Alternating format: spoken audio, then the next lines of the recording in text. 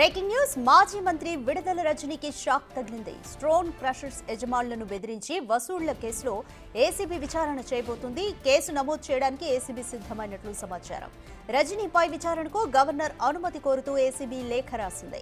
ఇదే కేసులో ఐపీఎస్ అధికారి జాషువాను విచారణ చేసేందుకు సీఎస్ అనుమతించారు. పల్నాడుకు చెందిన లక్ష్మీ బాలాజీ స్టోన్ క్రషర్స్ యజమానులను బెదిరించి అక్రమ వసూళ్లకు పాల్పడ్డారని ఫిర్యాదులున్నాయి. 5 కోట్లు డిమాండ్ చేసి 2,20,00,000 వసూలు చేశారని అభియోగాలను మాజీ మంత్రి ఎదుర్కొంటున్నారు. ఈ అభియోగాలపై విజిలెన్స్ విచారణ చేసి ప్రభుత్వానికి నివేదిక ఇచ్చింది. ఎన్ఫోర్స్మెంట్ నివేదిక ఆధారంగా ఏసీబీ చర్యలకు సిద్ధమైంది.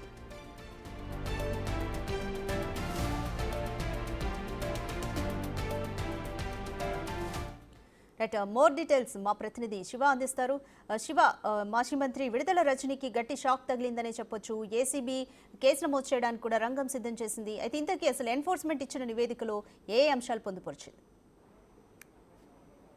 రాధిక, మొత్తం మీద చూసుకుంటే మాజీ మంత్రి విడుదల రజని గత 5 సంవత్సరాల కాలంలో చిలకలూరుపేటకు సంబంధించి ఆమె చేయని అవినీతి అక్రమాలకి అద్దుపొద్దు లేకుండా పోయింది.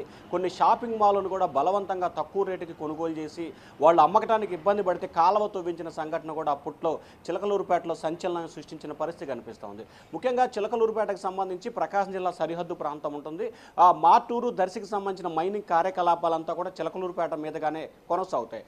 చాలామందికి సంబంధించి వాళ్ళ క్వారీలు మార్టూరు, ప్రకాశం జిల్లా మార్కాపురం, దర్శి, కురిచేడు ఆ ప్రాంతాల్లో ఉంటే వారికి సంబంధించిన కార్యకలాపాల ఆఫీసులు అవన్నీ కూడా చిలకలూరుపేటలో ఉంటాయి. ఎందుకంటే జాతీయ రహదారికి ఉంటుంది, వివిధ ప్రాంతాల నుంచి వివిధ దేశాల నుంచి వచ్చే వారందరికీ సంబంధించి ఇక్కడ కూడా కేంద్రంగా ఉంటుందని చెప్పి చిలకలూరుపేట కేంద్రంగానే ఆఫీసులు కొరేస్తారు. వీరందరినీ కూడా భయపెట్టి బ్రదింపులకు పాల్పడి చిలకలూరుపేటకు సంబంధించిన అప్పటి మాజీ మంత్రి విడుదల రజని ఆమె బంధువులు కూడా ఇష్టానుసారంగా కూడా వ్యవహరించారు. ఒక్కొక్కరి దగ్గర నుంచి కూడా కోట్ల రూపాయల డబ్బులని వసూలు చేసినట్లు కూడా అప్పట్లో ఫిర్యాదులు వచ్చిన పరిస్థితి కనిపించింది.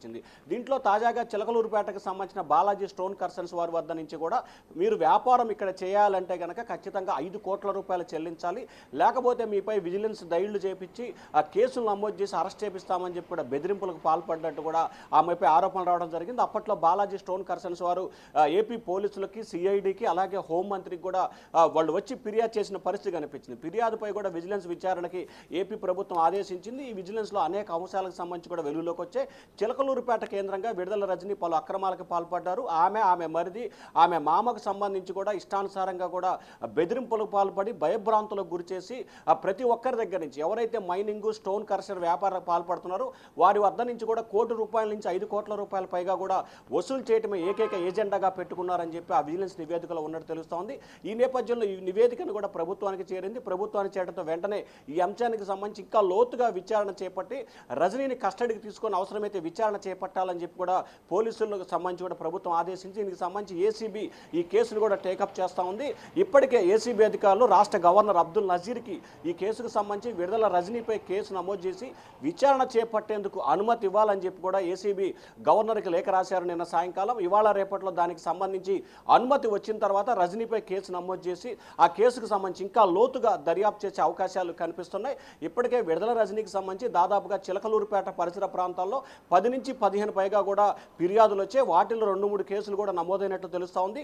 ఇటీవల కాలంలో ఆమెపై నమోదైన SC/ST కేసుకు సంబంధించి కూడా ఏపీ హైకోర్టులో ముందస్తు బెయిల్ పిటిషన్ కూడా దాఖలు చేశారు. ఆ పిటిషన్కి సంబంధించి ఈ నెల 10 వరకు ముందస్తు చర్యలు తీసుకోవద్దంటూ కూడా హైకోర్టు ఆదేశాలు జారీ చేసింది. సో ఆమెపై అనేక ఫిర్యాదులు, ఆరోపణలు రావడంతో కూడా ప్రభుత్వం ప్రత్యేక దర్యాప్తు సంస్థను కూడా నియమించే అవకాశాలు కనిపిస్తున్నాయి. ఎందుకంటే ఆమె చేసిన అక్రమాలకు సంబంధించి చాలా ఫిర్యాదులు, చాలా కేసులు ఉన్నాయి కాబట్టి సిట్ ఏర్పాటు చేసి ఇటీవల కాలంలో వల్లభనేని వంశీ వ్యవహారంలో ఏ రకంగా అయితే సిట్ ఏర్పాటు చేశారో చిలకలూరుపేట రజనీ వ్యవహారానికి సంబంధించి అదే తరహా సిట్ ఏర్పాటు చేసి గుంటూరు, చిలకలూరుపేట ఈ 2 ప్రాంతాల్లో ఆమె చేసిన అక్రమాలపై సమగ్రమైన విచారణ చేయించాలని చెప్పి కూడా ప్రభుత్వం ఆలోచన చేస్తా ఉంది. Radhika, thank you Shiva.